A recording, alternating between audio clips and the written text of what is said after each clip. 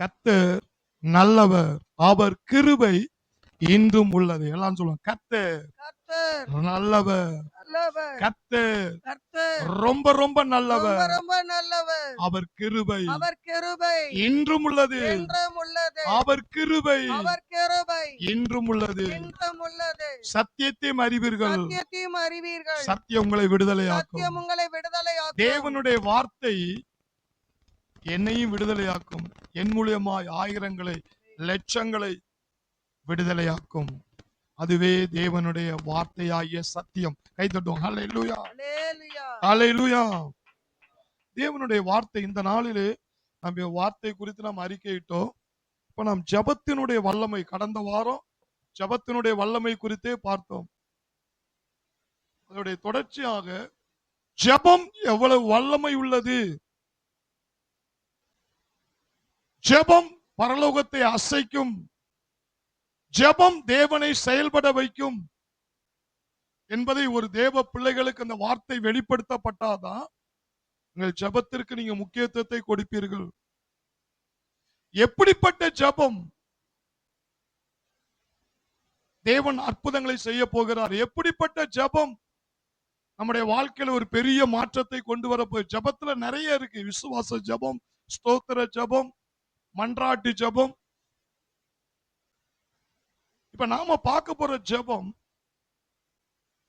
ஆவியினால் ஜெபிக்கிற ஜெபம். அது அதிக நேரம் காத்திருந்து ஜெபிக்கக்கூடிய ஒரு ஜெபம். அல்லேலூயா. இன்னைக்கு ஜெபிக்க வரும் பொழுது, ஒரு தேவ பிள்ளைகள் ஜெபிக்க வரும் பொழுதே அந்த மனப்பாங்கு இருக்கணும். என்னன்னா, தேவன் என்னோடு பேசணும், தேவன் என்னோடு பேசணும், தேவனிடத்திலிருந்து நான் பதில பெறணும், தேவனிடத்திலிருந்து நான் ஆசீர்வாதத்தை என்ன செய்யணும், நான் பெறணும். தேவன் என்னோடு பேசும் வரை விடமாட்டேன், தேவன் எனக்கு அற்புதம் செய்யும் வரை அவனை நான் விடமாட்டேன் அப்படின்னு ஒரு எதிர்பார்ப்போடு தேவ சமூகத்திலே காத்திருந்து ஜெபிக்கிற ஜெபம்தான் தேவன் இந்த நாளிலே உங்கள்ட்ட எதிர்பார்க்கிறார். ஹல்லேலூயா. இன்னைக்கு எல்லாருமே ஒரு கடமையாகவே ஜெபம் பண்றாங்க. என்னன்னா, ஜெபமா 2 பாட்டு படிக்கணும், ஒரு வொர்ஷிப், ஒரு ஆராதனை பாட்டு படிக்கணும், உடனே இந்தியாவுக்காக தேசத்துக்காக ஜெபிக்கிறான். ஆனா தேவன் எப்படிப்பட்ட ஜெபத்தை எதிர்பார்க்கிறான்னா, என் சமூகத்துல வந்து காத்திரு, நான் பேசும் வர, நான் உன்னை தொடும் வர, உன்னை நிரப்பும் வர, உன் சத்துருக்களை நொறுக்கும் வர, உனக்கு அற்புதத்தை செய்யும் வர என் சமூகத்துல காத்திரு. ஜெபம் என்பது மணியை பார்த்துட்டு மணி 8 ஆகுது, 8:30 ஆகுது, 8:45 ஆகுது, ஐயோ நான் அப்படி போகணும், அங்க போகணும், அந்த வேலை செய்யணும், இந்த வேலை செய்யணும். ஆண்டவர் சொன்னாரு, இதனாலதான் நீ ஆசீர்வதிக்கப்படுறதுக்கு தடைக்கல்லா இருக்கிறது. இன்றைக்கு கர்த்தர் உங்கள் ஆவிக்குரிய கண்களை திறக்கிறார். கைதட்டும். உங்கள் ஆவிக்குரிய கண்களை திறக்கிறார். இதுவரை வராத அற்புதம் உங்கள் வாழ்க்கையில நடக்கணும்னா இந்த அவசர ஜெபத்தை விட்டுருங்க, இந்த மணி பார்த்து ஜெபிக்கிற ஜெபத்தை விட்டுருங்க.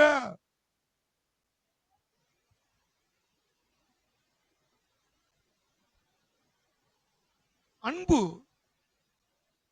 விசுவாசம், நம்பிக்கை, அன்பு, இந்த 3ல அன்பே பெரியதுங்கிறார். வேதாகமே என்ன சொல்லுது? அன்பைதான் முக்கியத்துவப்படுத்துது. தேவன் அன்பாகவே என்ன செய்றாரு? இருக்கிறார். நீ ஜெபிக்க வரும்போது தேவன் மேல் இருக்கிற அன்பினால் நீங்கள் ஜெபிக்க வேண்டும். அதுவே நீங்க டைம் டேபிள் போட்டு அப்படி பண்ற ஜெபம் இல்ல. காத்திருந்து என் அப்பாட்ட நான் பேசி, அப்பா எனக்கு என்ன சொல்றாரு, வேதத்தின் அடிப்படையில் எடுத்த சங்கீதத்தின் புஸ்தகம், தாவீது எப்படி ஜெபம் பண்ணி இருக்கிறான் பாரு. சங்கீதத்தின் புஸ்தகம் 40, சங்கீதத்தின் புஸ்தகம் 40 1 3 வரை வாசியுங்கள். கர்த்தருக்காக பொறுமையுடன் காத்திருந்தேன், அவர் என்னிடமாய் சாய்ந்து என் கூப்பிடுதலை கேட்டார். பயங்கரமான குழியிலும் உளையான சேற்றிலும் இருந்து என்னை தூக்கி எடுத்து என் கால்களை கன்மலையின் மேல் நிறுத்தி உறுதிப்படுத்தி என் அடிகளை உறுதிப்படுத்தி என் அடிகளை உறுதிப்படுத்தி நமது தேவனை துதிக்கும் நமது தேவனை துதிக்கும் புது பாட்டை அவர் என் வாயிலே கொடுத்தார். அவர் என் வாயிலே கொடுத்தார். அநேகர் அதைக் கண்டு பயந்து கர்த்தரை நம்புவார்கள். அல்லேலூயா. இங்கே தாவீதுடைய அனுபவத்தை பாருங்கள். கர்த்தருடைய சமூகத்தில் எப்படி இருந்தானா? கர்த்தருக்காக பொறுமையுடன் காத்திருந்தானா. நம்ம ஜெபம் பண்ணும் போதே என்ன செய்வோம்? ஓ, தண்ணி வருதா? ஜெபம் பண்ணும் போதே அரிசி போடணுமா? நம்ம ஜெபம் பண்ணும் போதே ஸ்டவ் ஆஃப் பண்ணணுமா? நம்ம ஜெபம் பண்ணும் போதே அந்த ஆளை பார்க்கணுமா? நம்ம ஜெபம் பண்ணும் போதே இந்த ஆளை பார்க்கணுமா? நீங்க அப்படி பண்ணும் பொழுது உங்களுடைய ஜெபத்துல ஆண்டவருடைய குரலை உங்களால கேட்க முடியுமா? எதையோ யோசிச்சுக்கிட்டு இருப்பீங்க, வாய் மட்டும் தான் துதிக்கும். அது யாருடைய அனுபவம்? பரிசேயருடைய அனுபவம். இயேசு சொன்னாரு, பரிசேயர் சரிசேயர் என்ன சொல்லுவாங்களாம்? வாயால துதிப்பாங்களாம், அவங்களுடைய இருதயமோ எங்கேயோ இருக்குமா. ஆனா ஆண்டவர் பரிசேயர் சரிசேயருடைய ஜெபத்தை கேட்க விரும்பல, அவருடைய புள்ள ஜெபத்தை கேட்க விரும்புறார். கைதட்டும். அவர் புள்ள ஜெபத்தை கேட்க விரும்புறாரு. அவருடைய பிள்ளைகள் எப்படி ஜெபம் பண்ணணுமா? பொறுமையுடன் காத்திருந்தேன். நமக்கு பொறுமை தான் இருக்காது. அதெல்லாம் சொல்லுவாங்க, நான் படுற வேதனை, நான் இருக்கிற சூழ்நிலை, நான் இருக்கிற பிரச்சனை எனக்கு தான் தெரியும், எனக்கு தான் தெரியும். அதனால நான் எப்படி பொறுமையா இருக்க முடியும்? தாவீது இங்க பாருங்க, அவன் என்ன நிலைமையில இருந்திருக்கான்னா, பயங்கரமான குழியிலும் உளையான சேற்றிலும் ஐயா பாவ கடங்களை கடந்த மாதிரி தான் கடந்திருக்கான். பயங்கரமான குழியில் உளையான சேற்றில் இருந்து அந்த பொறுமையோடு காத்திருந்த ஜெபம் என்ன பண்ணுச்சு? அவனை தூக்கிட்டான். அப்படி குழியில இருந்து கால்களை கண்மலையிலே நிறுத்தி என்னை தூக்கி எடுத்து என் கால்களை கண்மலையின் மேல் நிறுத்தி, உன்னை சத்துரு எந்த அளவுக்கு உன்னை கீழே தள்ளுனானோ அந்த அளவுக்கு உன் காலை அப்படி ஸ்டடி பண்ணி கண்மலை மேல் நிறுத்துறாராயா. என் அடிகளை உறுதிப்படுத்தி நமது தேவனை துதிக்கும் புது பாட்டை. அற்புதம் நடந்தாதானே உனக்கு பாட்டு வரும். இன்னைக்கு நம்மளை என்னது பிசாசு ஜெபம் பண்ணும் போதே இந்த பிரச்சனை சமாளிக்கிறதுக்கு இந்த ஆளை பாப்போமா, இப்படி செய்வோமா, இப்படிதான் நம்ம மாம்சத்துல கணக்கு போடுறோமே தவிர, தாவீது எப்படி பண்ணா? இந்த பிரச்சனை மாறணும்னா என் தேவன் தான் கிளியர் பண்ணணும். நம்முடைய சமூகத்துல பொறுமையோடு காத்திருக்கிறேன், உடைய சமூகத்துல பொறுமையோடு காத்திருக்கிறேன். அப்படி காத்திருந்து ஜெபம் பண்ணும்போது என்ன ஆகுமா? தேவன் அவன் பக்கமா சாஞ்சிட்டார. வசனம் அப்படி இருக்கு பாருங்க. அவர் என்னிடமாய் சாய்ந்து என் கூப்பிடுதலை கேட்டார். என் புள்ள என்னாலதான் பிரச்சனை தீர்க்க முடியும்னு என்ன நம்பி உட்கார்ந்துட்டாயா. அவனுக்கு ஏகப்பட்ட பிரச்சனை இருக்கு, ஏகப்பட்ட வேலை இருக்கு, எவ்வளவு பெரிய போஸ்ட்ல இருந்தாலும் சரி நான் தான் முக்கியம்னு உட்கார்ந்துட்டான் பாருங்களா. தேவன் அதைத்தான் பாக்குறார். கைதட்டும். அதைத்தான் பாக்குறார். ஹல்லேலூயா. நீ ஜெபிக்கிற நேரத்துல எந்த காரியத்தையும் மண்டைக்குள்ள கொண்டு வராத. அப்படி ஒரு பொறுமையோடு காத்திருந்து நீ பண்ற ஜபத்துக்கு தான் தேவன் உன் பக்கமாய் சாய்கிறார். பயங்கரமான படுகொலியில கடந்தாலும் உன்னை தூக்கி நிறுத்துவார். நீ தரித்திரத்துல கடந்தாலும் உன்னை தூக்கி எடுப்பார். நீ வியாதியில கடந்தாலும் கர்த்தர் உன்னை தூக்கி எடுப்பார்.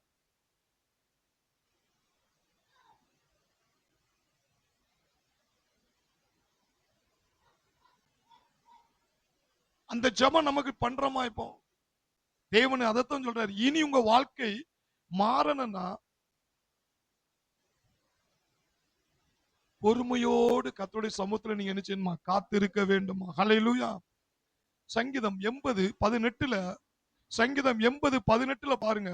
அப்பொழுது உம்மை விட்டு பின்வாங்க மாட்டோம். ஜெபத்துல என்னதுன்னா ஏதாவது சோர்ந்துகிட்டு வாங்கிட்டு அப்படி இல்ல, உம்மை விட்டு பின்வாங்க மாட்டேன், எங்களை உயிர்ப்பியும், அப்பொழுது உமது நாமத்தை தொழுது கொள்ளுவோம். எங்களை நிரப்பும், எங்களை விடுதலை பண்ணுங்க. என் உடம்புல சோர்வு இருக்கு, என் மனதுல அழுத்தம் இருக்கு, அது என்ன விடுதலை பண்ண நீங்க தான் பண்ணணும். அப்படி பண்ற வரை நான் உங்களை விட மாட்டேன், நான் அந்த பின் திரும்ப மாட்டேன். நீங்க என்ன விடுதலை பண்ணாதானே உங்க நாமத்தை முழு மனதா துதிக்க முடியும். அதனால உங்க பாதத்துல வந்திருக்கிற. அப்ப என்னது? விடாப்புடியா ஆண்டோடைய சமூகத்துல காத்திருக்கிற ஒரு ஜெபம், காத்திருக்கிற ஒரு ஜெபம்.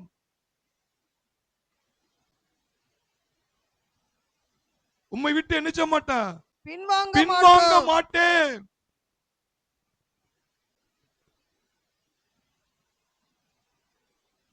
அப்படி ஒரு ஜெபத்தை ஆண்டவர் இந்த நாளில் நம்மகிட்ட எதிர்பார்க்கிறார். ஹல்லேலூயா. ஏசாயா 40 31 எடுத்து வாசித்து பாருங்க. கர்த்தருக்கு காத்திருக்கிறவர்களோ புது பலன் அடைந்து கழுகுகளைப் போல செட்டைகளை அடித்து எழும்புவார்கள். அவர்கள் ஓடினாலும் இளைப்படையார்கள். நடந்தாலும் சோர்ந்து போகார்கள்.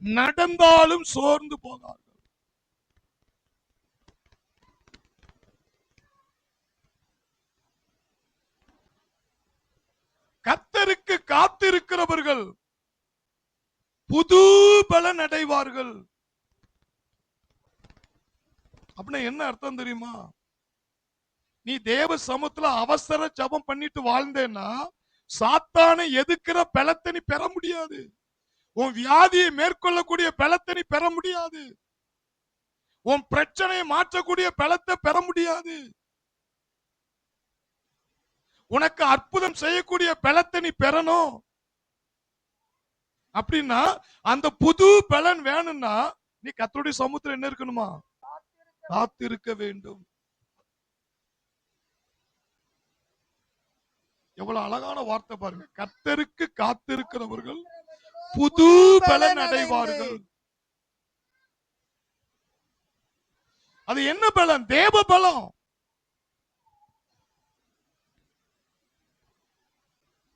அது தேவ பலம். சுகத்தை பெறக்கூடிய பலம், ஆசீர்வாதத்தை பெறக்கூடிய பலம்.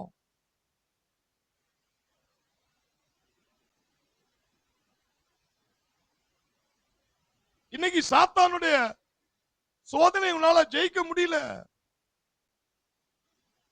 அதுக்கு தேவை என்னதுன்னா, நீங்க கர்த்தருடைய சமூகத்தில் நீங்க காத்திருந்தீங்கன்னா ஆவியானவர் நிரப்புவார்ல, அந்த நிரப்புதல் தான் உனக்கு சாத்தானை எதிர்த்து எதிர்நீச்சல் போட்டு வெற்றி அற்புதத்தை அனுபவிக்கக்கூடிய ஒரு புது பலன். கைத்தட்டும். புது பலன். ஹல்லேலூயா. நீங்க காலை ஜெபத்துல அந்த பலத்துல நீங்க நிரப்பப்படலாம் வச்சுக்கிறீங்களா, அன்னைக்கு சாத்தா உங்க வாழ்க்கையில என்னெல்லாம் பண்ண நினைப்பான் தெரியுமா? திடீர்னு ஒரு விபத்தை கொண்டு வருவான், திடீர்னு ஒரு ஆபத்தை கொண்டு வருவான். நீ கார்ல போய்கிட்டு இருப்ப, நீ பிளைட்ல போய்கிட்டு இருப்ப, அல்லது நீ எங்கேயாவது ஒரு பயணம் எதுலயா உன்னை தட்டணும்னு நினைப்பான், அல்லது குடும்பத்துக்குள்ள பிரச்சனை உண்டு பண்ணு நினைப்பான், கணவன் மனைவிக்குள்ள, தாயும் பிள்ளைகளுக்குள்ள, அல்லது ஏதாவது ஒரு பிரச்சனை உண்டு பண்ணி மன அழுத்தம் கொண்டா. ஏன்னா நீ காத்திருந்து ஜெபம் பண்ணிட்டேன்னா அந்த பிரச்சனையை நொறுக்கி தள்ளக்கூடிய வல்லமை பெற்றுருவ. நீ அதுல சாட சப்படையா ஜெபம் பண்ணிட்டு நீ போயிட்டே வச்சுக்கிறீங்களா அவசரமா, அன்னைக்குள்ள சோதனை பெறக்கூடிய பலத்தை நீ இழந்து போவாய். இது சாத்தானுடைய தந்திரம், இது சாத்தானுடைய சூழ்ச்சி. நீ அன்னைக்கு காலை ஜெபத்துல நீ நிரப்பப்பட்டாயா? அப்படி நிரப்பப்படும் சொல்றாரு, கழுகை போல சிறகடித்து பறப்பார்கள். கழுகு வயதான உடனே அந்த சிறகுல என்ன செய்யுமா? உதிர்ந்துரும். உதிர்ந்த உடனே அது பலவீனமாகி காத்திருக்குமா? அது சிறகு முளைக்கும் வரை அந்த கழுகு காத்திருக்குமா? அது கொஞ்சம் நாள் ஆன மாதிரிதான் இருக்கும். அது காத்திருந்து சிறகு முளைச்ச உடனே ஒரு பலம் வரும் பாத்தீங்களா, அது மேல மேல மேல உயர பறக்குமா. அல்லேலூயா. அப்படி உயர பறக்கும் பொழுது மேல இருக்கிற காத்து அது மேல அடிச்சா கூட அந்த காத்துக்கு மேல ரெக்கையை விரிச்சு அதையும் அடிச்சுட்டு மேல பறக்குமா. அப்ப அப்ப என்னது? அது வெயிட்டிங்ல இருந்தனால மேல எந்த சோதனை வந்தாலும் அதையும் அடிச்சு ஜெயிச்சு மேல என்ன செய்யுது? அதுதான் கழுகு. அந்த பலத்த ஆண்டவர் சொல்றாரு, என் சமூகத்துல காத்திருக்கிற ஒவ்வொரு பிள்ளைகளுக்கும் கழுகை போல செட்டை அடித்து பறப்பார்கள், உயர பறப்பார்கள். கை தட்டும். உயர பறப்பார்கள். உங்களை பாதுகாக்கக்கூடிய ஒரு ஜெபத்தின் கலையை தான் ஆண்டு கற்றுக் கொடுக்கிறாரு. உன்ன, உன் குடும்பத்தை, உன் பிள்ளைகளை நீ பாதுகாக்கணும்னா இந்த அவசர மாடல் ஜெபத்தெல்லாம் விட்டுருங்க. ஜெபம் என்பது மாடல் அல்ல, அப்பாவும் பிள்ளைக்குள்ள உறவு. அல்லேலூயா. ஒரு கணவன் மனைவி கடமைக்காக வாழ்றதல்ல, அது உறவு. அது உறவு. அதுக்கு மணிக்கணக்கே கிடையாது. அதே மாதிரிதான் கணவன் இருந்தா காசை வச்சுக்க, சமையல போய் அதே மாதிரி நான் ஆக்கி போட்டுட்டேன் சாப்பிட்டுட்டு போங்க, அது ஒரு வாழ்க்கை கிடையாது. அது அன்பு. ஒருவருக்கு ஒருவர் புரிந்து கொண்டு இருவரும் ஒரே சரீரம். அதே மாதிரிதான் மணவாளன் மணவாட்டி நீ ஜெபிக்க போகும்பொழுது 2 பேரும் ஒன்னா இருந்தோம். நீ ஜெபிக்கும் போதே நான் அங்க போகணும், நான் ஜெபிக்கும் போது இந்த காரியத்தை பார்க்கணும், நான் ஜெபிக்கும் போது அந்த ஆளை பார்க்கணும். அப்படின்னா உன் மனம் வேற எங்கேயோ இருக்கு. கர்த்தரோடு இசைந்து இருக்கிறவன் அவரோடு ஒரே ஆவியா இருக்கிறார். ஒன்னாயிட்டாங்க, ஒரே சரீரமாயாச்சு. கணவன் மனைவி எப்படி ஒரே சரீரமாகறாங்களோ அதே மாதிரிதான் இயேசு நாமும் ஒன்றாயிட்டோம். அப்போ நீ ஜெபிக்க வந்துட்டா அவரை மட்டும்தான் மண்டைக்குள்ள எடுக்கணும், அவரோடு நீ உறவாடு. அந்த ஜெபத்துக்கு தான் சொல்றாரு, கழுகை போல செட்டைகளை அடித்து உயர பறப்பார்கள். ஆகாயத்துல எந்த பிரச்சனை, எந்த காத்து அழுத்தம் வந்தாலும் அது காத்தடிச்சு கழுகு கீழே விழுந்துட்டியான்னு கேள்விப்பட்டிருக்கீங்களா? அந்த காத்துக்கு மேல அதை அமுக்கி பறக்கும், மேல போகும். அதுதான் கழுகு. அத மாதிரிதான் ஆண்டவர் சொல்றாரு, நீ என் சமூகத்துல மணிக்கணக்கா நீ காத்திருந்த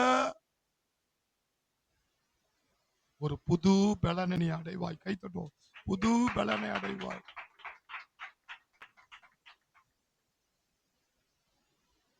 சங்கீதம் 46:10 எடுத்து வாசித்து பாருங்க. சங்கீதம் 46:10. நீங்கள் அமர்ந்திருந்து நானே தேவன் என்று அறிந்து கொள்ளுங்கள். சங்கீதக்காரன் ஏன் இந்த வார்த்தையை ஆவியானவர் மூலமா எழுதி வச்சிருக்காருன்னா, சிலரால அமரதான் முடியாது. ஒரு வேலையை கொடுங்க, காலையில இருந்து நைட்டு வரனால நீட்டா பண்ணிட்டு போயிருவாங்க. ஆனா ஆண்டோட சமூகத்துல ஆண்டோட குரலை கேட்கறதுக்காக உட்காருங்கன்னா உட்கார மாட்டாங்க. அதுவும் சாத்தானுடைய வலை, அது சாத்தானுடைய தந்திரம். நீ மற்றவர்களுக்காக, நீ பிறருக்காக நிறைய சேவை செய்யலாம், நிறைய பேருக்கு உதவி செய்ய நீ போலாம், அது செய்யக்கூடாதுன்னு சொல்லல. ஆனா தேவனை விட முக்கியம் இந்த உலகத்துல ஒண்ணும் கிடையாது.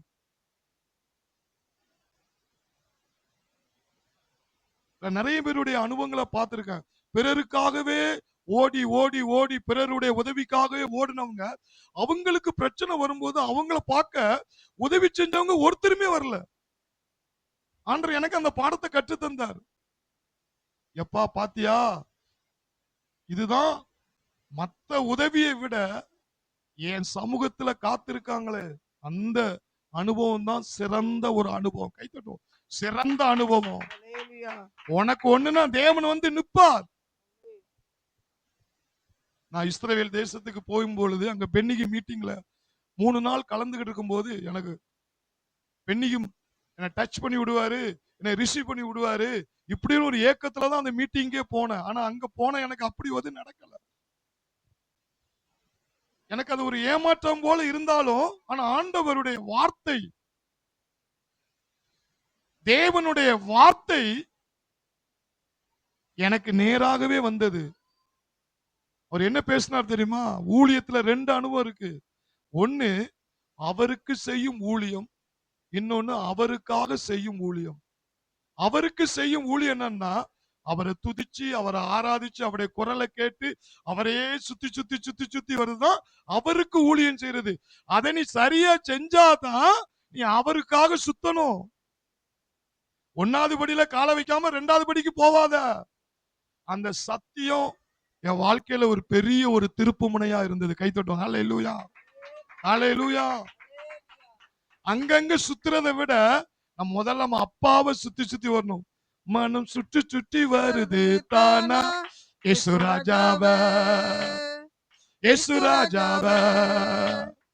நான் உம்மை விட்டு தூரம் போனா மனம் நல்லா இல்ல, மனம் நல்லா இல்ல, மனம் நல்லா இல்ல. என்ன சுற்றி சுற்றி வருது தானா இயேசு ராஜாவ, இயேசு ராஜாவ. நான் உம்மை விட்டு தூரம் போனா மனம் நல்லா இல்ல, மனம் நல்லா இல்ல. உன் மனம் அவரை சுத்தாம வேற எங்கேயோ சுத்துதுன்னா கொஞ்ச நாளைக்கு இனிக்கும்.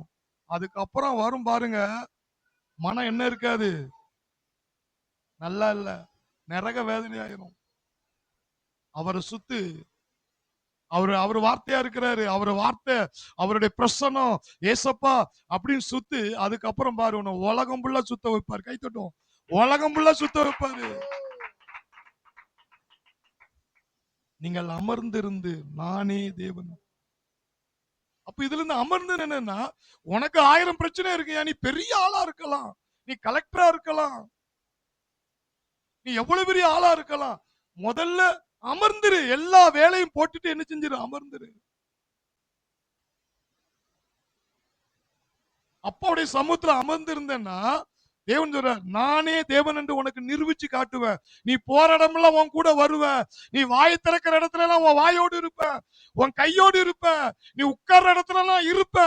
நீ எல்லா பிரச்சனையும் ஸ்டாப் பண்ணி வச்சுட்டு என் சமூகத்துல அமர்ந்து எனக்கு நேரத்தை கொடுத்துட்டு அதுக்கப்புறம் வேலையை பாரு. அல்லேலூயா.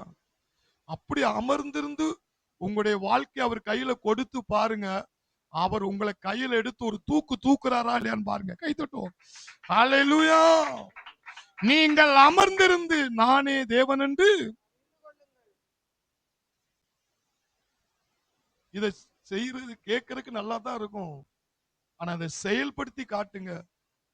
இந்த உலகத்துல என்ன வந்தாலும் நான் என் அப்பாட்ட நேரத்தை செலவழிச்சுட்டு தான் அடுத்த வேலையை செய்வேன் அப்படின்னு போனீங்கன்னா நீங்க 3 மணி நேரத்துல செய்ய வேண்டிய வேலையை ஆண்டவர் 3 நிமிஷத்துல செஞ்சு முடிச்சிருவார். இல்ல நீ அப்பாவை சுத்தாம போனேன்னா 3 நிமிஷத்துல பண்ற வேலைய நீ 30 நாளும் செஞ்சு முடிக்க முடியாது. ஏன்னா அவருடைய சமூகத்துல காத்திருக்கிறவன் தேவ பலத்தை பெற்றுக் கொள்வான், புது பலன் அடைவான், கழுகை போல சிறகடித்து நினைச்சுவான், உயர பறப்பான். கை தட்டுவோம். உயர பறப்பான். அல்லேலூயா. இப்ப நிறைய பேருக்கு கேள்வி, ரொம்ப நேரம் எப்படியா என்ன ஜெபம் பண்ண முடியும்? எப்படி? அப்ப ரொம்ப நேரம்னா ஒரு 20 பாட்டு படிக்கணுமா, 30 பாட்டு படிக்கணுமா? அப்பதான் ரொம்ப நேரம் இருக்க முடியும். அப்படி அல்ல. ஆவியானவரால் நிரப்பப்பட்டு நீங்க அந்நிய பாஷையில ஜெபிக்கிறீங்க பாத்தீங்களா? அப்படி ஆவியில நிரப்பப்பட்டாதான் நீங்கள் அதிக நேரம் தேவ சமூகத்துல உட்கார முடியும். இல்லைன்னா 2 பாட்டு படிச்சாச்சு, ரத்தத்தை பூசியாச்சு, தேசத்துக்கு ஜெபம் பண்ணியாச்சு. ஆனா நீங்க பரிசுத்த ஆவியில நிரம்பி நீங்க அந்நிய பாஷை பேசுனா தேவன் உங்களோடு பேசுவார். அவர் பேசுவார்ல, அப்ப அடுத்து என்ன செய்யும் சொல்லும்போது நீ ஜெபத்தை அதை செஞ்சுக்கிட்டே இருப்ப. அப்படியே நிரப்பப்பட்டு அவர் சொல்லுவாரு, நீ செய்வ. நிரப்பப்பட்டு நீங்க பேச அவர் பேச, நீங்க பேச அவர் பேச, அப்படி போகும்போது நேரம் போறதே தெரியாது. அப்படித்தான் நீ அதிக நேரம் காத்திருக்க முடியும். கை தட்டுவாங்க. அல்லேலூயா.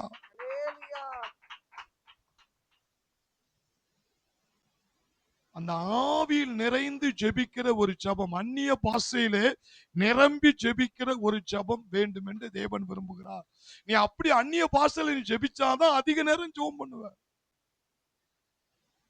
அல்லேலூயா.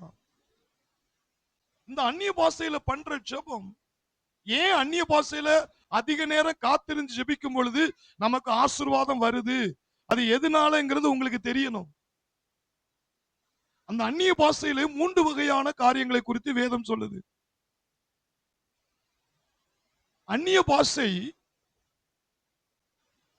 விசுவாசிக்கு அடையாளமா இராமல் அவிசுவாசிக்கு அடையாளமா இருக்கிறது. 1 கொரிந்தியர் புஸ்தகம் 14ஆம் அதிகாரம், 1 கொரிந்தியர் புஸ்தகம் 14ஆம் அதிகாரம் 22 வாசிங்க. அப்படி இருக்க ம். அந்நிய பாஷைகள் விசுவாசிக்கு அடையாளமா இராமல் அந்நிய பாஷை விசுவாசிக்கு அடையாளமா இராமல் அவிசுவாசிகளுக்கு அடையாளமா இருக்கிறது. அவிசுவாசிகளுக்கு அடையாளமா இருக்கிறது. இதை படிச்சோன்னா உங்களுக்கே குழப்பமாகும். என்னடா அவிசுவாசிக்கு அடையாளமா இருக்கா? அப்ப நான் அவிசுவாசியா? அந்நிய பாஷை பேசுறேன் அவிசுவாசியா? அந்த அர்த்தத்தை சொல்லல. நீ அந்நிய பாஷை பேசும் பொழுது தேவ ஆவியானவர் பிதா குமாரன் பரிசுத்த ஆவியா உனக்குள்ள இருக்கிறார் என்பதை அவிசுவாசிகளுக்கு நீ எப்படி இருக்கிற? ஒரு அடையாளமா இருக்கிற. நீ தேவன் உனக்குள்ள இருக்கிறார் என்பதை அந்த அவிசுவாசிகளுக்கு அடையாளமா காக்குற. உன்னோடு தேவன் இருக்கிறார், உனக்குள்ளே தேவன் வாழ்கிறார். கை தட்டுவோம். உனக்குள்ளே தேவன் வாழ்கிறார். வசனத்துல பவுல் அப்படித்தான் சொல்றாரு. அந்நிய பாஷை எப்படி, எதுக்கு அடையாளமா? விசுவாசிகளுக்கு அடையாளமா இராமல் விசுவாசிக்கு அடையாளமா இராமல் அவிசுவாசிகளுக்கு அடையாளமா இருக்கிறது. அப்படின்னா அது என்ன அர்த்தம்? உலகத்தான் உன்னை பார்க்கும்போது என்னமோ பேசுறாயா, ஒரே சபாங்க அந்நிய பாஷை பேசுறான், யுத்த பாஷை பேசுறான். அப்ப உண்மையிலே இவனுக்குள்ள யார் இருக்கா? தேவன் இருக்கிறார். உன் மூலியமாய் வல்லமை வெளிப்படும், உன் மூலியமாய் தீர்க்க தரிசனம் போவோம், உன் மூலியமா வல்லமை பாயும். அப்போ உலகத்தானுக்கு நீ ஒரு யாரு? ஒரு தேவ பிள்ளை என்பது ஒரு அடையாளம். கை தட்டுவோம். அடையாளம். அல்லேலூயா. அப்படி நீ பேசும் பொழுது அவிசுவாசிக்கு நீ ஒரு அடையாளமாய் காணப்படுகிறாய், அவனுக்கு ஒரு வழிகாட்டியாய் நீ காணப்படுகிறாய்.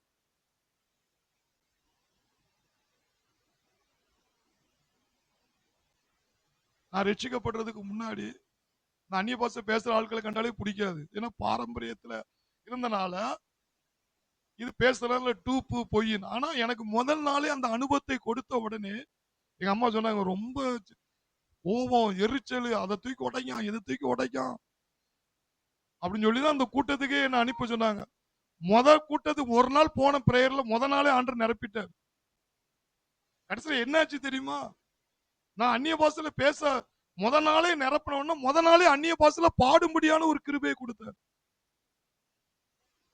அந்த அனுபவம் கிடைச்ச உடனே நம்பாத ஒரு இதுவரை நான் பொய் நினைச்சேன், உண்மையிலே இந்த அனுபவம் வந்துட்டா அப்படின்னு அந்நிய பாஷை பேசும்போது என்ன நிப்பாட்டவே முடியல.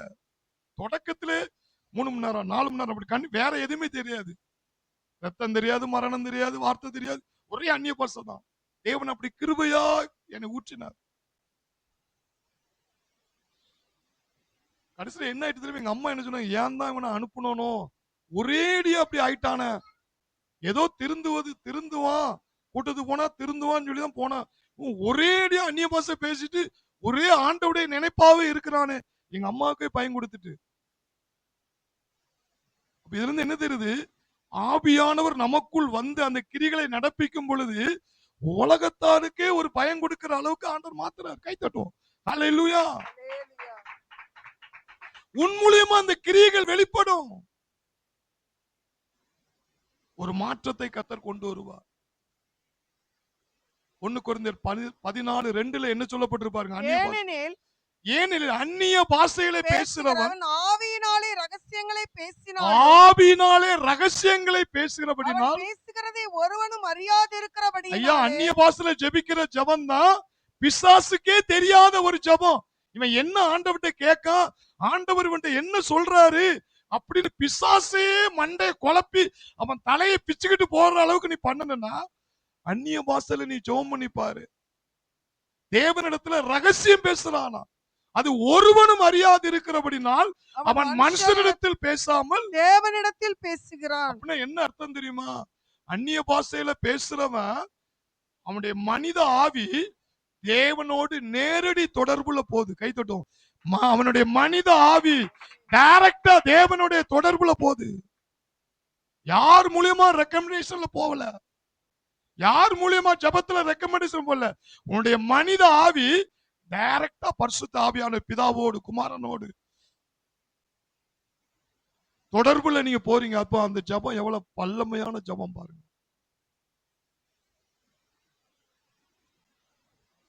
நீங்க அப்படி தொடர்பு வைக்கும் போதுதான் ஆண்டவர் ஒரு பிரசனத்தை உனக்குள்ள வச்சிடுறாரு. வைக்கும் பொழுது உன்னால ஜெபத்தை நிப்பாட்டவே முடியாது. அதுதான் காத்திருந்து ஜெபிக்கிற ஒரு ஜெபம். கை தட்டும். காத்திருந்து பண்ணுகிற ஒரு ஜெபம். நிறைய பேர் அந்த அனுபவத்தை விட்டனால தாங்க வாழ்க்கையில சோதனை வந்து. அந்நிய பாஷையில ஜெபிக்கிற ஜெபத்தை விட்டுறாத. அது உன்னுடைய மனித ஆவி தேவனோடு நேரடி தொடர்புல இருக்கு. தேவனோடு நேரடி தொடர்புல இருக்கு.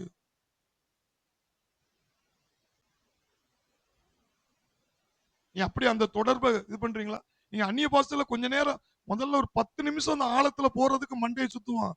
விடாம பேசிட்டு வச்சுக்கிறீங்களா, அவன் மைண்ட் ஃபுல்லா உள்ள போயிரும். ஏன்னா தேவன் பேசிக்கிட்டே இருப்பார் பாத்தீங்களா?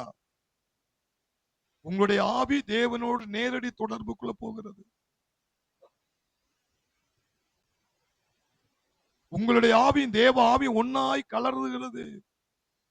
தேவனுடைய சித்தத்தின்படி நீங்கள் ஜெபிக்கிறீர்கள். அப்போ உங்க இருதயத்துல ஒரு சமாதானம், ஒரு சந்தோஷம். அப்படி பண்ணும்போதுதான் நீ காத்திருந்து நீ ஜெபம் பண்ணுவ. அந்த ஜெபத்துக்கு தான் தாவீது சொல்றார், அவர் என் பக்கமாய் சாய்ந்து படுகுழியில கடந்தவன் என்னை தூக்கி நிறுத்தி கண்மலை மேல் நிறுத்தினாரியா, அற்புதங்களால என் கண்ணுக்கு காட்டினாரியா. மூன்றாவது அந்த அந்நிய பாஷையில இன்னொரு ரகசியம் என்ன தெரியுமா? ஆறுதல். 1 கொரிந்தியர் 14:26 எடுத்து வாசித்து பாருங்க. நீங்கள் கூடி வந்திருக்கிற போது நீங்கள் கூடி வந்திருக்கிற போது ஒருவன் சங்கீதம் பாடுகிறான், ஒருவன் சங்கீதம் பாடுகிறான், ஒருவன் போதகம் பண்ணுகிறான், ஒருவன் போதகம் பண்ணுகிறான், ஒருவன் அந்நிய பாஷை பேசுகிறான், ஒருவன் அந்நிய பாஷை பேசுகிறான், ஒருவன் ரகசியத்தை வெளிப்படுத்துகிறான், ஒருவன் ரகசியத்தை வெளிப்படுத்துகிறான், ஒருவன் வியாக்கியானம் பண்ணுகிறான். ஒருவன் வியாக்கியானம் பண்ணுகிறான். சகோதரரே, இது என்ன? சகலமும் பக்தி விருத்திக்கு ஏதுவாக சகலமும் பக்தி விருத்திக்கு ஏதுவாக. அப்ப அந்நிய பாஷை பேசுறது, அந்நிய பாஷைக்கு வியாக்கியானம் பண்றது. இப்ப நான் அந்நிய பாஷை பேசுறேன், இப்ப நான் அந்நிய பாஷையில வியாக்கியானம் பண்றேன். வியாக்கியானம் பண்ணும்போது ஒருத்தர் அதுக்கு தமிழ் அர்த்தம் சொல்றாங்க வச்சிருக்கலாம். அப்ப அந்த நேரம் என்ன நடக்கும்? ஒருத்தன் அந்த வியாதியா வந்திருக்கிறான் ஐயா, ஒருத்தன் குடும்ப பிரச்சனையில வந்திருக்கிறான் ஐயா. நேத்து ஜெபம் பண்றதுக்கு ஒரு வீட்டுக்கு போயிருந்தேன். அவங்க ஃபேமிலியில ஏதோ பிரச்சனைங்கிறது எனக்கே தெரியாது. நான் மனசுக்குள்ளேயே அந்நிய பாஷை பேசிக்கிட்டு முத வார்த்தை தான் ஸ்டார்ட் பண்ணி விட்டேன். என்ன பேசுனேன்? தேவன் ஒரு மனிதனை ஆசீர்வதிக்க வேண்டுமானால் சில அடையாளங்கள் இருக்கிறது. அதில் முதல் அடையாளம் என்ன தெரியுமா? தேவன் உன்னை தனிமைப்படுத்துவார். தேவன் உன்னை தனிமைப்படுத்துவார்.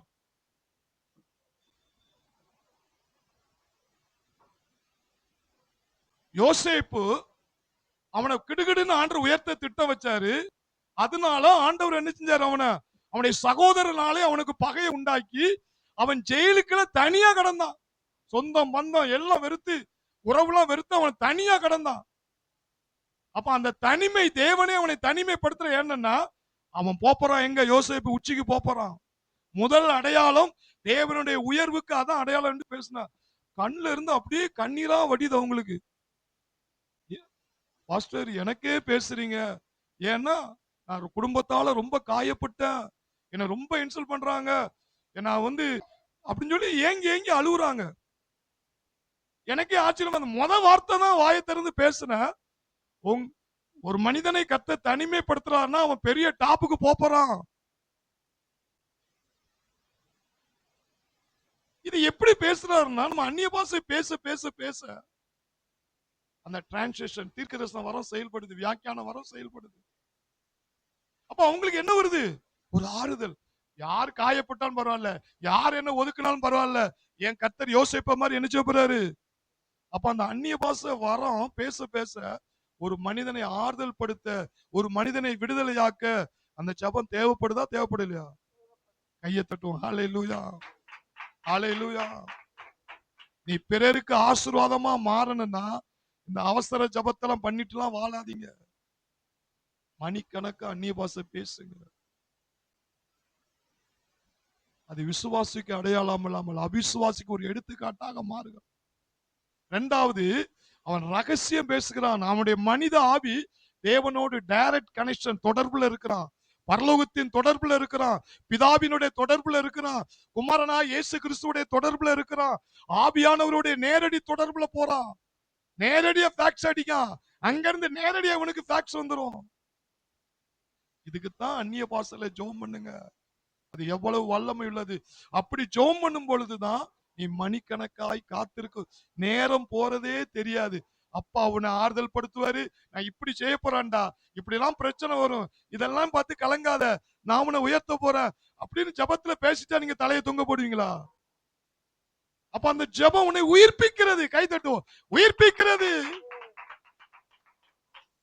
அல்லேலூயா. அந்த அந்நிய பாஷையில ஜெபிக்கிறது. இப்ப செல்லுக்கு சார்ஜ் ஏத்துறீங்க, சார்ஜ் இறங்கின உடனே நைட் வந்து நினைச்சிரும், சார்ஜ் ஏத்துறோம்ல, ஏத்ததான் அந்த செல்லு ஒரு நாள் ஃபுல்லா நீங்க பயன்படுறீங்க. அதே மாதிரிதான் நீ அந்நிய பாஷையில பேச பேச பேச தேவனுடைய வல்லமை பலத்தை நீ உன் வாழ்க்கைக்கு நீ சார்ஜ் ஏத்துற. தேவனுக்காக ஓட, தேவனுக்காக சாதிக்க, சத்துருவை நொறுக்க, ஆசீர்வாதத்தை பெற்றுக்கொள்ள எப்படி பேட்டரி சார்ஜ் ஏத்துறமோ அதே போல ஜெபத்துல நீ தேவனுடைய வல்லமை அதிகரிக்கும்படியாய், நீ அந்நிய பாஷையில நீ பேச பேச அதிகரிக்கும்படியாய் அந்த காத்திருக்கிற ஜெபத்தை நீ செய்வாயானால் நீ குழிக்கல கடந்தாலும் கர்த்தர் யோசேப்பு போல உன்னை உயர்த்துவார். கைதட்டுவார், உன்னை உயர்த்துவார்.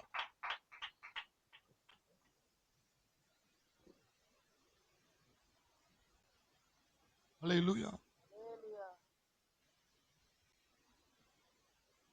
தேவன் அப்படிப்பட்ட ஜெபத்தை உன்னுடைய வாழ்க்கையில எதிர்பார்க்கிறார்.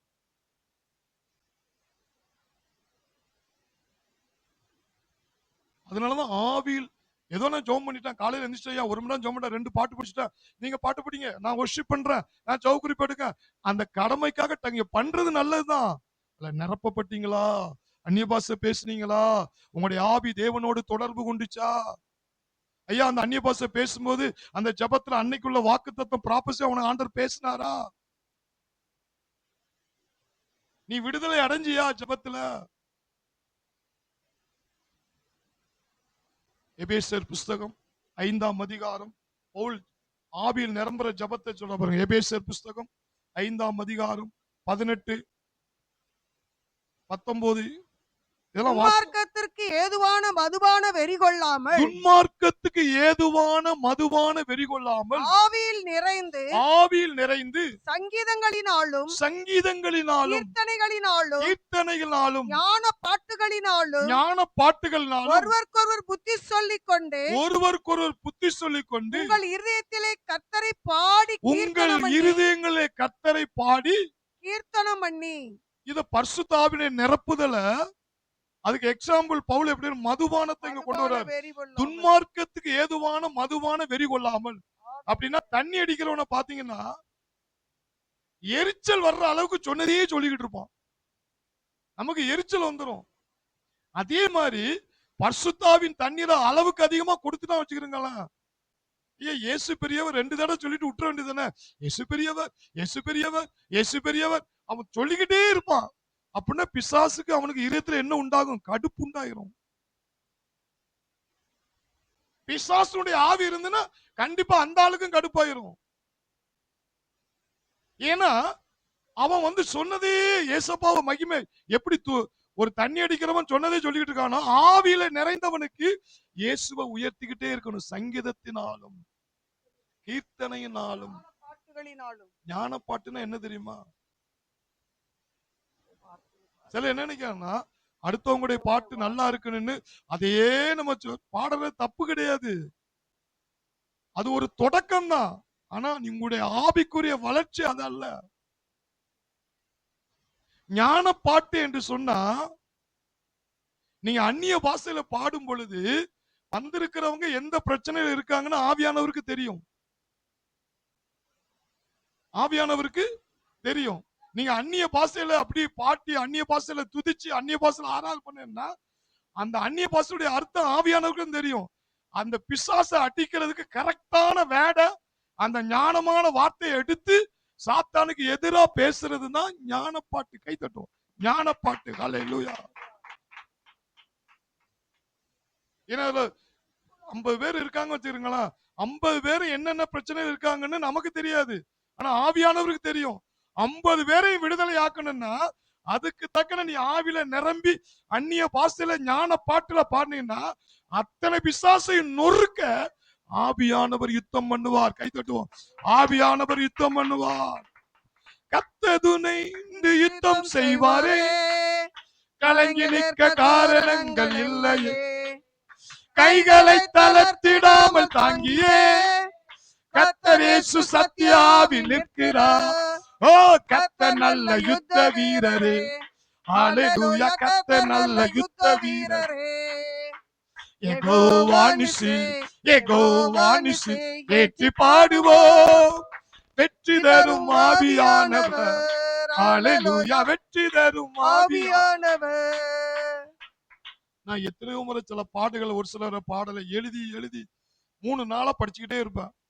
காலையில எல்லாம் படிச்சுட்டு வருவேன். இங்க ஃபுல் ஃபீட்ல வந்தோடனே அந்த ராகமே வராது, அந்த பாட்டுடைய இதே வராது. ஆவியானவர் அந்த நேரத்துல ஆவியானவரே எனக்கு உதவி செய்யுங்க உதவி செய்யுன்னு சொல்லும்போது அந்த நேரம் வேற பாட்டு வாயில இருந்து வரும். அப்ப ஆண்டவர் சொல்லுவாரு, எப்பா ஆவியில நிறைஞ்சிட்டு இல்ல, அதனால நீ உன்னுடைய ப்ரிப்பேர் அது தேவைப்படாது. எனக்கு தெரியும் யார் யாருக்கு என்னென்ன பிரச்சனை, அது எந்த வார்த்தையை சொல்லணும், எந்த பாட்டை படிக்கணும். நிறைய ட்ரிப் பாடாம பேப்பரை எழுதி வச்சுட்டு திருப்பி கொண்டு போயிருக்கேன் எத்தனோ வாரமா. அது படிக்கிறது நான் தப்புன்னு சொல்லல, ஆனா அது ஆவிக்குரிய வளர்ச்சி அல்ல. ஆவிக்குள்ளாய் வளரும் பொழுது அந்த நேரத்துல தேவன் நமக்கு புது புது பாடலை தருவாரு, அல்லது பழைய பாடல்களே தேவன் நமக்கு நினைப்பூட்டி அந்த வார்த்தையை யெகோவா நிசின்னு சொல்லு, நல்ல மேய்ப்பர் சொல்லு, எனக்கு பெரிய சொல்லி சொல்லி யாரோ ஒருத்தர் ஆண்டு விடுதலை ஆக்கிட்டு இருப்பாரு. யாரோ இந்த ஞாயிற்றுக்கிழமை கூட சொன்னாங்க, ஒரு சிலருக்கு காலில் ஹீலிங் நடந்திருக்குன்னு. நீங்க மத்தியானம் தான் எனக்கு சொன்னாங்க, எனக்கு சேர்ல இருக்கவே முடியல, காலில் அவ்வளவு பெரிய வலி, ட்ரீட்மெண்ட் தான் எடுத்துக்கிட்டு இருந்தேன். அந்த ஞாயிற்றுக்கிழமை ஆண்டவர் என்னை தொட்டு குணமாக்குனாரு. அப்ப தேவனுடைய வார்த்தை, அந்த ஞான பாட்டு ஏதோ ஒரு மனிதனை விடுதலை ஆக்குதா இல்லையா? அதுதான் ஆவியில நிரம்பி அந்நிய பாஷையில ஜெபிக்கிற ஜெபம் ஒரு இயற்கைக்கு அப்பால்பட்ட அற்புதத்தை கொண்டு வரும். கை தட்டும். ஹல்லேலூயா, ஹல்லேலூயா. அதான் ஏசாயா 28:11-12 சொல்றாரு, பரியாச உதடுகளினாலும் அந்நிய பாஷையினாலும் இந்த ஜனத்தோடே பேசுவார். இதுவே நீங்கள் இளைத்தவனை இளைப்பாற பண்ணத்தக்க இளைப்பாறுதல், இதுவே ஆறுதல் என்று அவர்கள் சொன்னாலும் கேட்க மாட்டோம் என்கிறார்கள். நம்ம ஆட்களுக்கு ஆறுதல் எங்க இருக்குன்னு சொன்னாலும் நான் கேட்க மாட்டேன். நான் பண்ற ஜபத்தை தான் பண்ணுவேன். எனக்கு இப்படி ஜெபம் பண்றதுதான் பிடிக்கும். ஆனா தேவன் சொல்றாரு, எப்பா நீ அந்நிய பாஷையில நீ ஜெபம் பண்ணா என்ன நடக்கு? 2 காரியம் நடக்கு. நீ தான் மட்டும் தேவன்கிட்ட பேசலையா, தேவனும் உன்கிட்ட பேசுறாரா. பரியாச உதடுகளாலும் அந்நிய பாஷையினாலும் இந்த ஜனத்தோடு கூட பேசுவார்னா அப்ப என்னது? நீனும் பேசுற, தேவனும் உன்னோடு பேசுறாராம். அல்லேலூயா.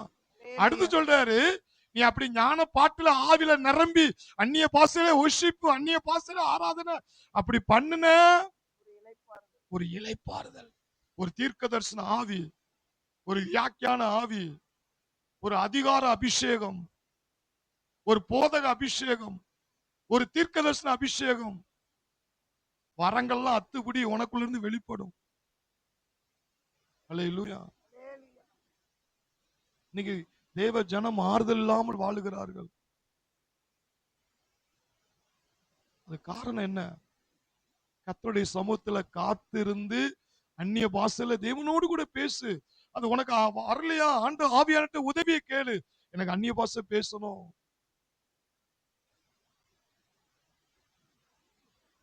உன் மனைவிக்கு என்ன பிரச்சனை, உன் கணவனுக்கு என்ன பிரச்சனை, உன் கணவனை என்ன ஆவி கட்டி வச்சிருக்கு, உன் மனைவி எந்த ஆவி கட்டி வச்சு, உன் பிள்ளை எந்த ஆவி கட்டி வச்சு, உங்களுடைய பிள்ளைகளுக்கு என்ன பிரச்சனை, எங்கேயோ இருப்பாங்க, என்ன பிரச்சனை உங்களுக்கு தெரியாது, ஆனா ஆவியானவருக்கு தெரியும். நீ அந்நிய பாஷையில பேச பேச அந்த ஞான பாட்டு உன் பிள்ளைகளை எப்படி காப்பாத்தணும், உன் கணவனை எப்படி காப்பாத்தணும், உன் மனைவியை எப்படி காப்பாத்தணும்.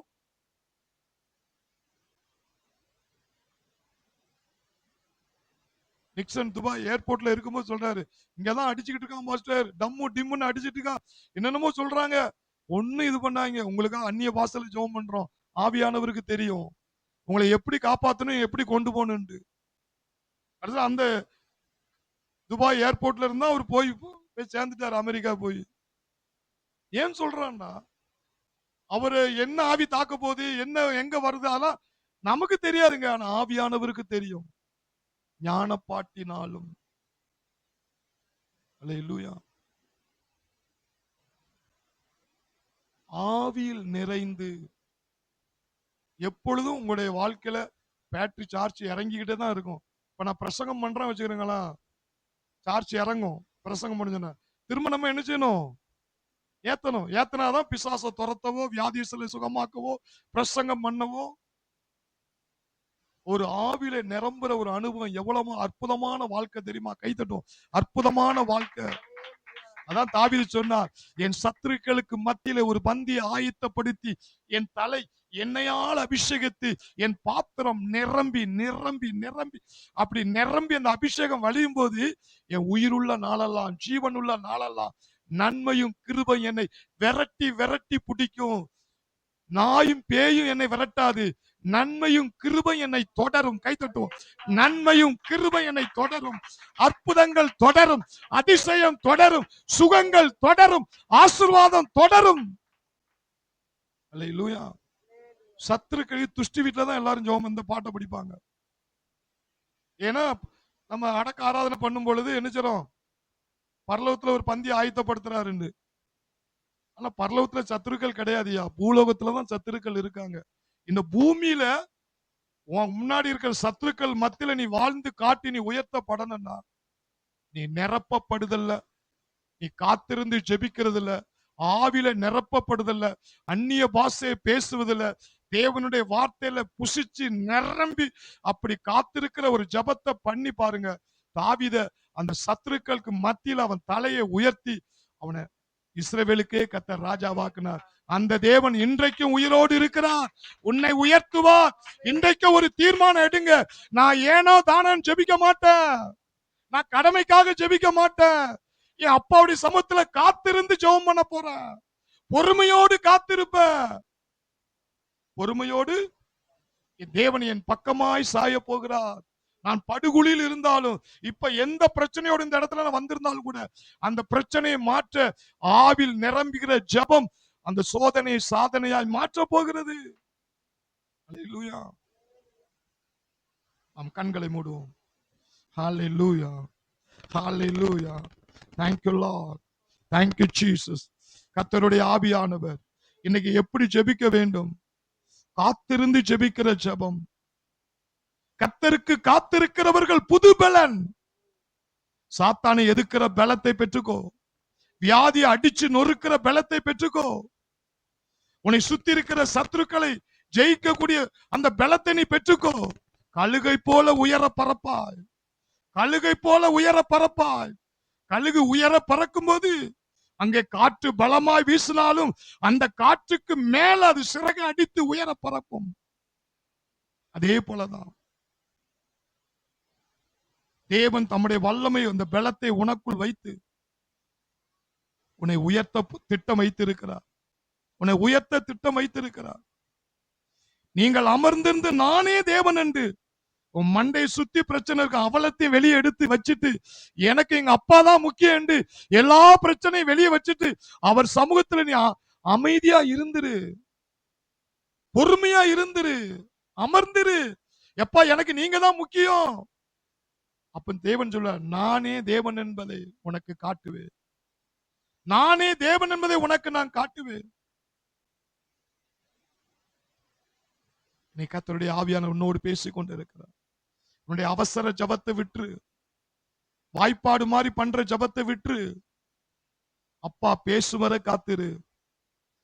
அப்பா பேசுற அந்நியா பாசையில ஜெபிக்க கற்றுக்கொள். ஆவில நிறைந்து ஜெபிக்கிறதை கற்றுக்கொள். நீ ஆவில நிறைந்து ஜெபிக்கும் பொழுது விசுவாசிக்கு அடையாளம் இல்லாமல் அவிசுவாசிக்கு அடையாளமா இருக்கிறாய். உன் குடும்பத்துல ரட்சிக்கப்படாதவங்க இருக்கலாம், உன் சொந்த பந்தங்கள் ரட்சிக்கப்படாதவங்களா இருக்கலாம். நீ அவர்களுக்கு ஒரு அடையாளமாய் காணப்படுவாய். உன் மூலியமாய் வார்த்தைகள் போகும், உன் மூலியமா பிரசன்னம் போகும், உன் மூலியமா கர்த்தர் அவனை ஆசீர்வதிப்பார். யோசேப்பின் மித்தமாக போத்திபா குடும்பமே ஆசீர்வதிக்கப்பட்டது.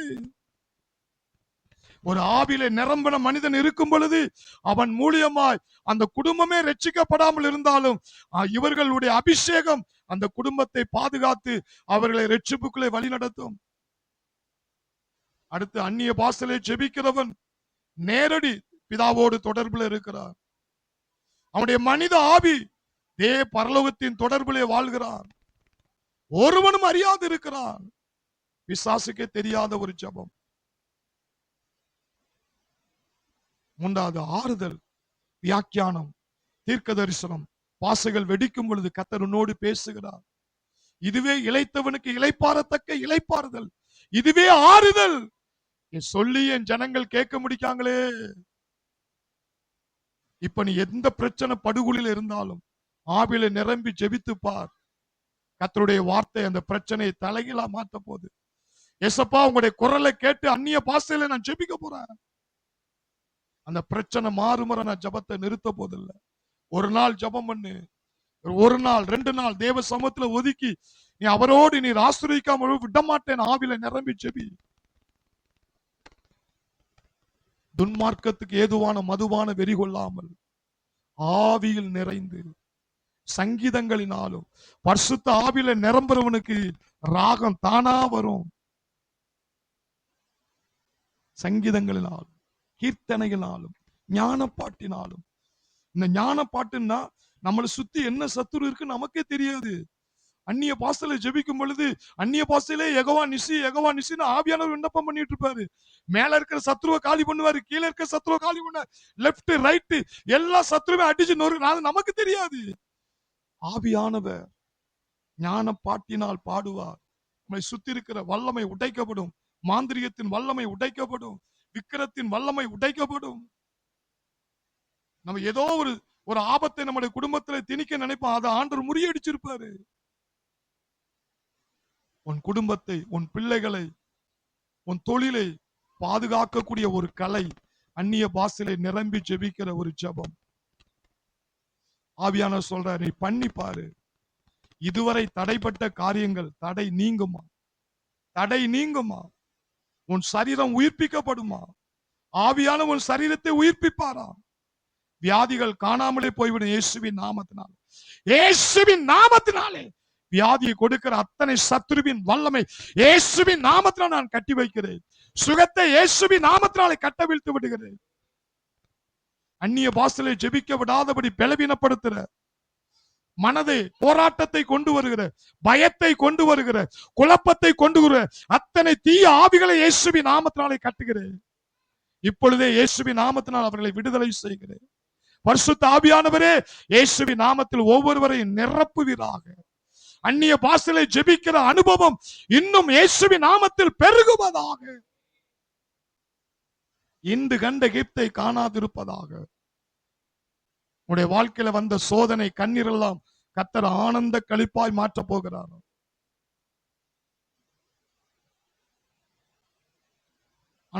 வாசலை நான் திறக்க போகிறேன். உனக்கு ஆசீர்வாதத்தின் கதவை நான் திறக்க போகிறேன். அவசர ஜபத்தை இன்றோடு விட்டுவிடு. ஆவியில நிரம்பி ஜெபம் பண்ணு. கர்த்தர் உன்னை குறித்து ஒரு பெரிய திட்டம் வைத்திருக்கிறார். உனக்குள்ள ஒரு அழைப்பை வைத்திருக்கிறார். அந்த அனுபவத்திலே கர்த்தர் நடத்த விரும்புகிறார். நீ அவருடைய பாதத்திலே அதிக நேரம் உட்கார ஆண்டவர் ஆசைப்படுகிறார். இந்த உலகத்துல அவரை விட உனக்கு முக்கியம் ஒன்று இல்லை. ஏன்னா அவருடைய வருகையின் காலம் நெருங்குறபடினால் உங்களை குறித்தான தேவ திட்டத்தை நிறைவேற்ற விரும்புகிறார். ஒப்பு கொடுங்கள். நன்றி ஆண்டவரே. இன்னைக்கு பேசுற ஒவ்வொரு பிள்ளைகளுக்கும் அந்த தாக்கத்தை உண்டாக்குங்கப்பா. அந்த வாஞ்சை உண்டாக்குங்கப்பா. அந்த காத்திருந்து ஜெபிக்கிற ஜபத்தை உண்டாக்குங்க. ஆவில நிரம்புற ஜபத்தை, இந்த வாஞ்சையை உருவாக்குங்க ஆண்டவரே. நன்றியோடு மை துதிக்கிறோம். நன்றியோடு மை துதிக்கிறோம். ஒராபா சந்தரா லரபா காபோட் ரிகமாலா ராஷந்தரா லரபா காபோட். இயேசுவின் நாமத்தினாலே ஆசீர்வாதங்களை இயேசுவின் நாமத்தினாலே நான் கட்டவிழ்த்து விடுகிறேன். இயேசுவின் நாமத்தில் பிதாவே.